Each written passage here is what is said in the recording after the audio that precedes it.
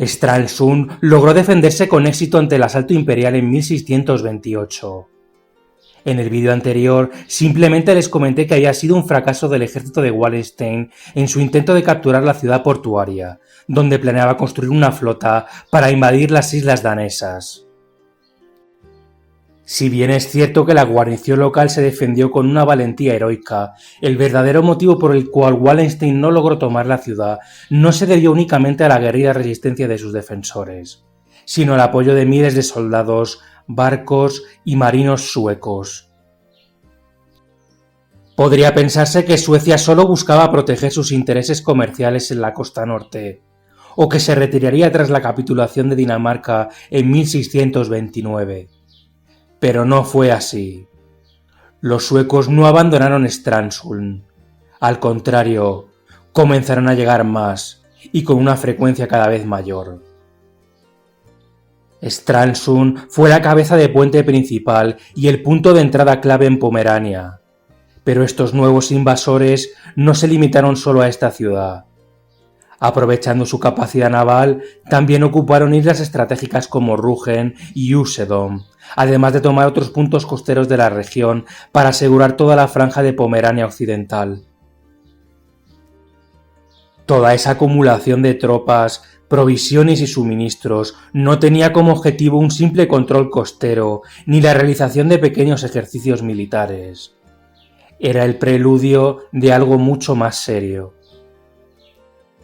El 6 de julio del 1630, 13 meses después de que Dinamarca firmara la paz en el Tratado de Lübeck, los habitantes de la isla de Usedom y las costas de Pomerania avistaron una enorme flota procedente del norte, mucho más imponente que las anteriores.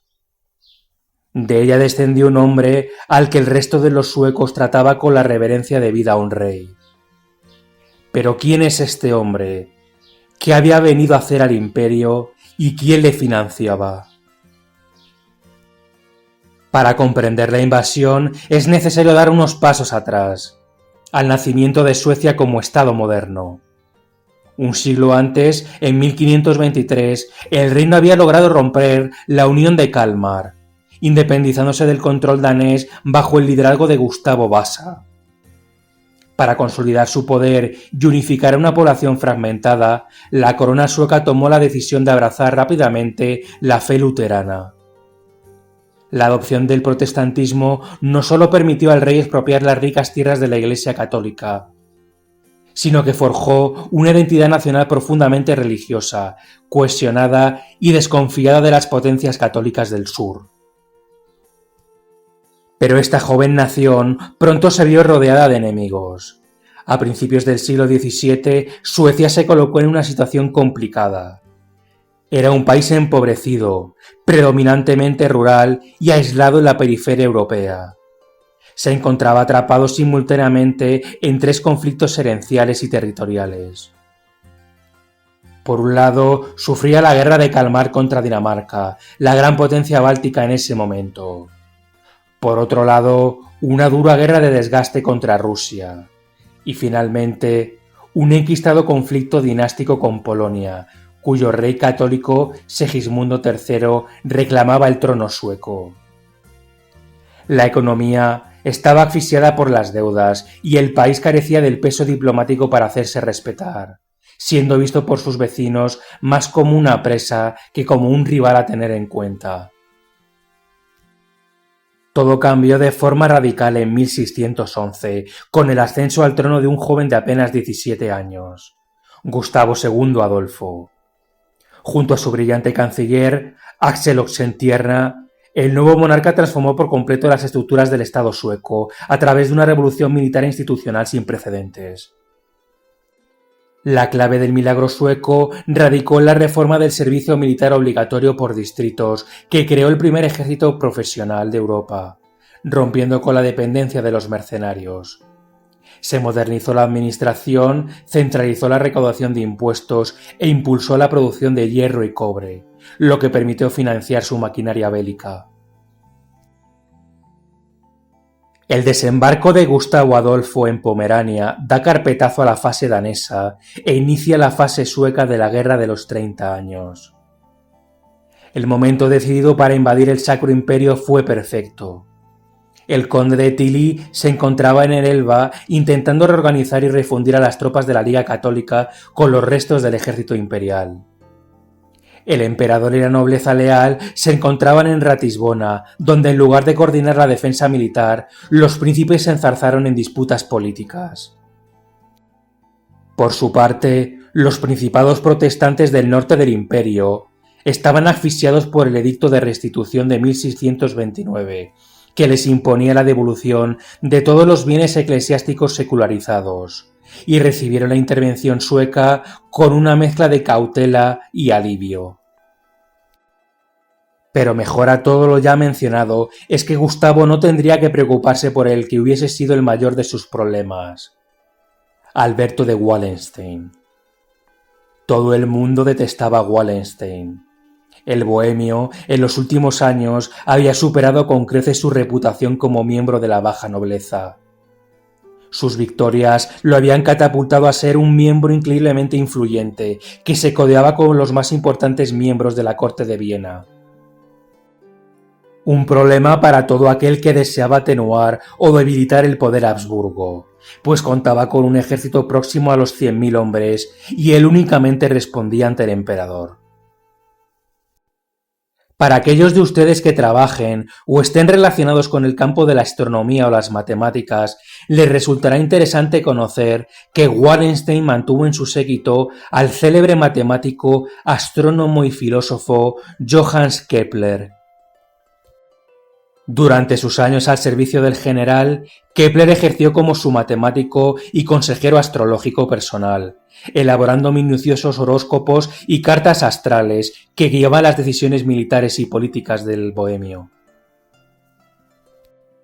Cuando el emperador Fernando acudió a la dieta de Ratisbona con el objetivo de conseguir los votos para nombrar a su hijo rey de romanos, la mayoría de príncipes, así como los agentes del Papa, bloquearon la decisión, imponiendo como condición el despido y desmantelamiento del ejército de Wallenstein.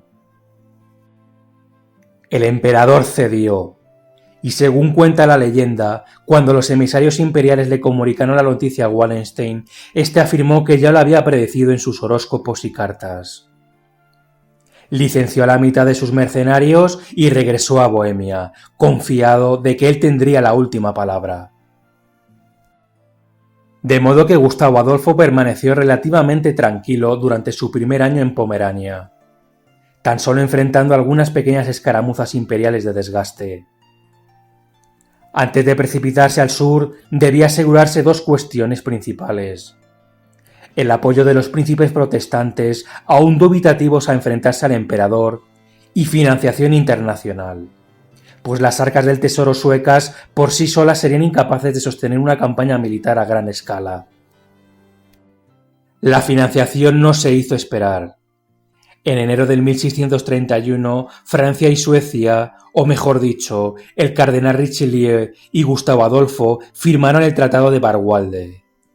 Los suecos pondrían sobre el terreno decenas de miles de soldados y respetarían los lugares de culto católico a cambio de la suma de 400.000 taleros anuales. Nuevamente Francia, de la misma forma como lo hizo en la época de Francisco I y su alianza con los turcos, antepuso su razón de Estado y enemistad con los Habsburgo a la fe católica. El apoyo de los príncipes protestantes no provino de las habilidades diplomáticas del rey sueco, ni porque los líderes luteranos del norte del imperio se convencieran de que debían declararle la guerra al emperador. Su adhesión fue la consecuencia directa de una brutal acción del bando católico. Cuando el conde de Tully con su ejército se dirigió al norte para enfrentarse a los suecos, primero se topó con la ciudad de Magdeburgo. Magdeburgo había sido de los pocos enclaves que se había entregado ciegamente a las promesas de Gustavo Adolfo como defensor del protestantismo, y se rebeló contra la autoridad imperial en 1630. Tilly sometió la ciudad a un durísimo asedio en la primavera del 1631 para forzar su rendición. Existen diversas fuentes que indican que los defensores de la ciudad habían acordado rendir la ciudad pacíficamente, pero que el mensaje no llegó a los mandos imperiales a tiempo. Lo cierto es que una vez las puertas de la ciudad cedieron, lo que ocurrió fue difícil de describir. Para que se hagan una idea, a partir de ese momento, el término magdeburguizar se utilizó como sinónimo de arrasar, incendiar, asolar, violar, asesinar o saquear. Las tropas imperiales, que tenían ya varios pagos de su salario atrasados, no tuvieron piedad con la población civil. Una masacre perfectamente documentada y reconocida por ambos bandos. El concejal de la ciudad, Otto von Guericke, explicó: «Cuando a los civiles se les acabaron las cosas para dar a los soldados, comenzó verdaderamente la miseria. Pues entonces los soldados empezaron a golpear, asustar y amenazar con fusilar, ensartar, colgar a la gente». El mariscal Graf Pappenheim del bando católico escribió: «Creo que se perdieron más de 20.000 almas. Es seguro que no se ha visto obra más terrible ni castigo divino semejante desde la destrucción de Jerusalén. Todos nuestros soldados se hicieron ricos. Dios con nosotros». Magdeburgo fue el punto de no retorno. Los príncipes protestantes que hasta ese momento habían forzado una posición neutral no pudieron ignorar la destrucción causada. Magdeburgo no era una población más, sino una de las joyas históricas, culturales y económicas del imperio. Pretender ponerse de perfil ante el asesinato indiscriminado de niños, mujeres, ancianos y minusválidos solo supondría ser catalogado como un cobarde. Finalmente, estados como Hesse-Kassel, Mecklemburgo, Pomerania y los electorados de Sajonia y Brandeburgo se posicionaron junto al bando sueco y permitieron a Gustavo Adolfo atravesar sus territorios. El ejército de Tilly avanzó invadiendo Sajonia para chocar con Gustavo Adolfo el 17 de septiembre del 1631, en la llanura de Breitfeld, a unos 7 kilómetros de Leipzig, el momento que hizo posible todo lo que vino después. Breitfeld fue un punto de ruptura militar y político totalmente inesperado. El resultado de la batalla podría catalogarse como una humillación del bando católico imperial o de obra maestra por parte de Gustavo Adolfo. El ejército de Tilly no estaba preparado para enfrentarse a las innovaciones y forma de plantear la guerra de los suecos. Una infantería que abandonó los densos y lentos escuadrones cuadrados para desplegar a sus hombres en formaciones lineales mucho más finas y alargadas. Esto permitía que una cantidad masiva de mosqueteros, equipados con la novedad de los cartuchos de papel prefabricados para recargar más rápido, disparara al mismo tiempo en devastadoras descargas cerradas. Respecto a la artillería, en lugar de depender únicamente de enormes y pesados cañones de asedio que quedaban casi estáticos e inútiles tras el primer disparo, Gustavo Adolfo introdujo cañones de campaña ligeros y móviles de 3 libras. Estas piezas de artillería ligera avanzaban, maniobraban y disparaban metralla al ritmo de la infantería, proporcionando un apoyo de fuego continuo y cercano. La maquinaria de propaganda Habsburgo hasta ese momento había tratado de minusvalidar y de colocar a Gustavo Adolfo como un objeto de mofa y burlas. Se le llegó a nombrar el Rey de las Nieves y a decir que su ejército se derretiría al contacto con las fuerzas imperiales. Pero a partir de este momento se vieron obligados a reconocerle como amenaza existencial del imperio y a confirmar con temor el estatus que sus propios seguidores ya le otorgaban bajo el apodo de El León del Norte.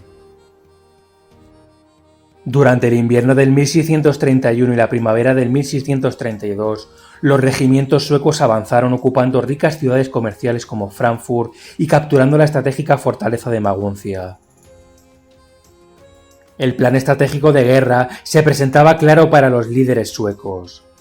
Su eje de avance principal debía evitar a toda costa la zona de máxima influencia española en torno al Rin y el Palatinado. El alto mando sueco era consciente de que si bien su reformada maquinaria militar podía rivalizar ventajosamente con las descoordinadas tropas imperiales, enfrentarse en campo abierto contra los tercios españoles supondría su perdición. Gustavo Adolfo trató con los gobernadores cercanos al área del Palatinato para obtener su apoyo y dejó guarniciones en su flanco este, consciente de que el emperador había solicitado ayuda a su primo Felipe IV de España. Ya existían en ese momento rumores de que los españoles estaban concentrando un ejército en Italia que pronto cruzaría los Alpes. No todo era celebración, buenas noticias e iniciativa en el bando protestante. Pronto, muchos de los territorios alemanes que inicialmente se habían mantenido neutrales recordaron de la peor manera posible el porqué de su larga reticencia a entrar en el conflicto.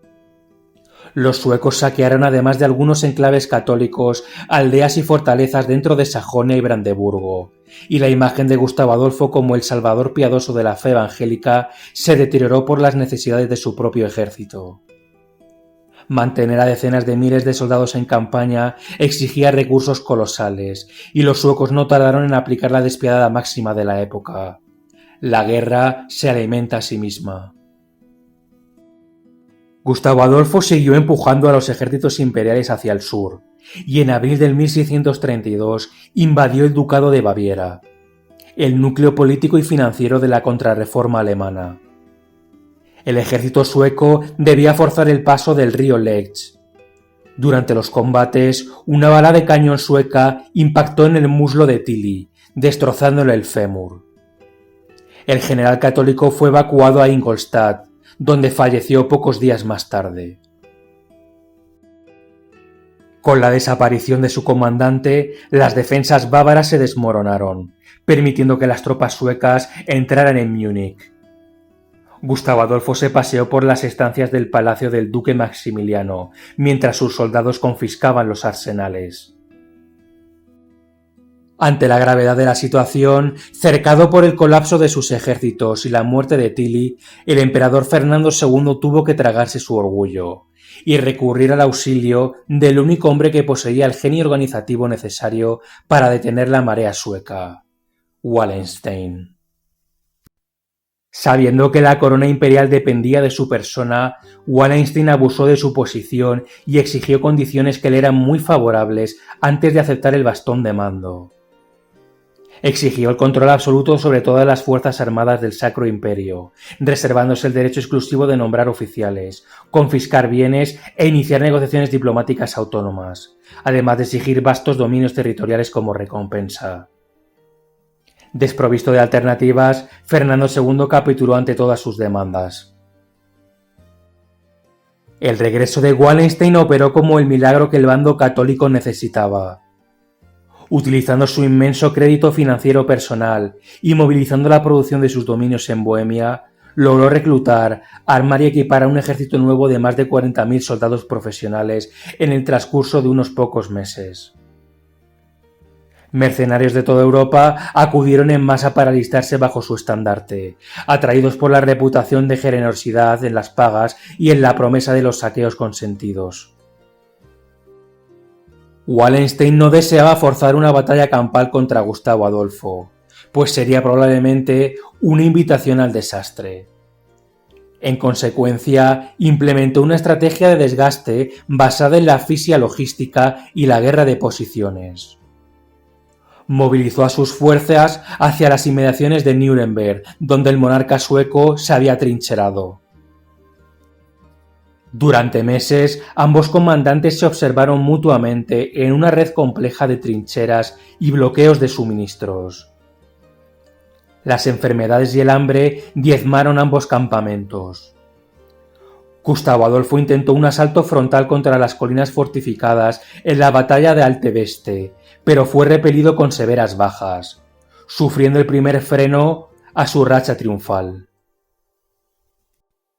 Ambos líderes siguieron esta dinámica de gato y ratón durante meses, hasta el invierno de 1632, momento en el que Wallenstein comete un error de cálculo. El general asumió erróneamente que los suecos suspenderían las operaciones militares hasta la primavera y decidió dispersar sus fuerzas para facilitar su suministro y alojamiento. Envió a su general de mayor confianza, Pappenheim, con un enorme contingente de 8.000 jinetes de élite hacia la región de Colonia, dejando el campamento principal desprotegido. Al enterarse de la vulnerabilidad imperial, gracias a su eficiente red de espías, Gustavo Adolfo vio la oportunidad de oro que llevaba meses esperando. Ordenó levantar sus campamentos y marchó con rumbo a Lützen para confrontar al ejército imperial. La rapidez del avance sueco desató el pánico en el cuartel general de Wallenstein. Se enviaron emisarios nocturnos exigiendo el regreso inmediato de Pappenheim y la recuperación de todos los campamentos. Ordenó a sus hombres pasar la noche entera cavando trincheras a lo largo del camino principal de la ciudad y mandó prender fuego de inmediato al propio pueblo de Lützen, creando una densa cortina de humo negro diseñada para cegar la artillería enemiga y evitar un posible intento de flanqueo. El enfrentamiento definitivo comenzó la mañana del 16 de noviembre, bajo una niebla impenetrable que retrasó el despliegue de las líneas suecas. El choque se convirtió en una auténtica carnicería de mosqueteros y cargas de coraceros. Cuando la línea imperial parecía debilitarse, Pappenheim apareció con sus jinetes, logrando estabilizar el flanco izquierdo católico justo cuando éste comenzaba a desmoronarse. La mezcla de bruma y humo de pólvora terminó por desorientar a Gustavo Adolfo y parte de sus jinetes, que decidieron cargar sin apoyo contra el enemigo, quedándose aislados del resto del ejército. Ante el temor de perder a su líder y rey, las tropas suecas, en una furia ciega, se lanzaron y arrollaron las trincheras católicas. Al caer la noche, Wallenstein, herido en un muslo y con sus regimientos al borde del colapso, aprovechó la oscuridad para ordenar una retirada silenciosa hacia Leipzig, abandonando todos sus valiosos cañones en el terreno. El resultado de Lützen como batalla es complejo, ya que aunque lo podamos considerar desde un punto de vista táctico o cortoplacista como una victoria sueca, desde un análisis a largo plazo o estratégico fue un desastre. Esto se debe a que Gustavo Adolfo murió en Lützen.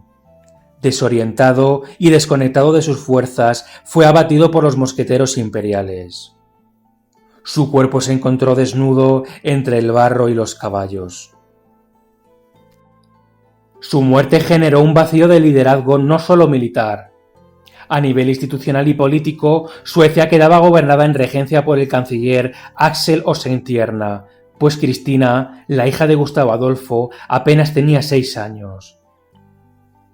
Tras Lützen, la reputación de Wallenstein se disparó a niveles insólitos. Comenzó a tratar y negociar sin el conocimiento del emperador con los príncipes protestantes, con franceses y con los mismos suecos. En la corte de Viena surgió el miedo de que el auténtico objetivo de Wallenstein fuera forzar una paz que le permitiera convertirse en el rey de Bohemia. El emperador Fernando entendió que debía cortar la raíz antes de que el problema aumentase, y dictó una patente, una orden secreta integrada a los mandos medios del ejército de Wallenstein, instando a su captura y su traslado a Viena, fuese vivo o muerto. Wallenstein sabía de la conspiración y se retiró a Bohemia. Primero a Pilsen y después a la ciudad fortificada de Eger, junto con los hombres que creía más fieles. No tenemos fuentes 100% confirmadas, pero la versión más aceptada es que en Eger, un grupo de sus mercenarios de la caballería de dragones, muchos de ellos irlandeses y escoceses, irrumpieron en los aposentos de Wallenstein en la mañana del 25 de febrero de 1634, al grito de «Vivat Fernandinus Imperator», en latín «Viva Fernando Emperador». Se cree que murió por la herida de una alabarda. El emperador inició una purga en el ejército, eliminando a todos los oficiales fieles a Wallenstein, y otorgó el control militar a su hijo Fernando, el joven rey de Hungría. Como nuevo general, Fernando no buscó el choque directo con los protestantes y se mostró extrañamente paciente. Pronto los suecos entenderían el porqué de la paciencia del bando católico. Fernando en realidad estaba esperando. En verano del 1635, finalmente, España y sus tercios acudieron en defensa de Austria. Felipe IV envió al cardenal infante don Fernando, que entró en el Sacro Imperio con una fuerza de 15.000 soldados. El ejército de los dos Fernandos se unió y derrotó decisivamente al bando protestante en la batalla de Nördlingen, forzando a los suecos a regresar al Báltico. Desamparados ante la retirada escandinava y exhaustos por la prolongación indefinida de un conflicto que solo aportaba devastación y hambrunas, los príncipes protestantes aceptaron iniciar negociaciones de paz con el emperador. El 30 de mayo de 1635, los representantes del elector de Sajonia y del emperador Fernando II firmaron el histórico Tratado de la Paz de Praga en la capital bohemia. A este acuerdo se juntaron de forma casi inmediata prácticamente el resto de los príncipes protestantes y las ciudades libres del Sacro Imperio, transformando el pacto en una resolución de carácter general. El tratado suspendía de manera efectiva, durante el periodo de gracia de 40 años, la aplicación del Edicto de Restitución del 1629. Se prohibía la existencia de ligas o alianzas militares independientes entre los diferentes Estados miembros, disolviendo tanto la Liga Católica como la Unión Protestante. Todas las fuerzas armadas quedaban unificados bajo una única bandera orgánica: el ejército del Sacro Imperio Romano Germánico, cuyo comandante supremo sería el emperador. Se decretaba también una amnistía política generalizada para todos aquellos gobernantes que se hubieran alzado en armas contra la autoridad imperial. Pero había alguien que, a pesar de no ser parte de las negociaciones, no estaba dispuesto a permitir que el emperador Fernando II se alzara victorioso. Una nación que hasta ese momento se había mantenido al margen, interviniendo de manera indirecta en el conflicto, y que no aceptaba los términos de la Paz de Praga.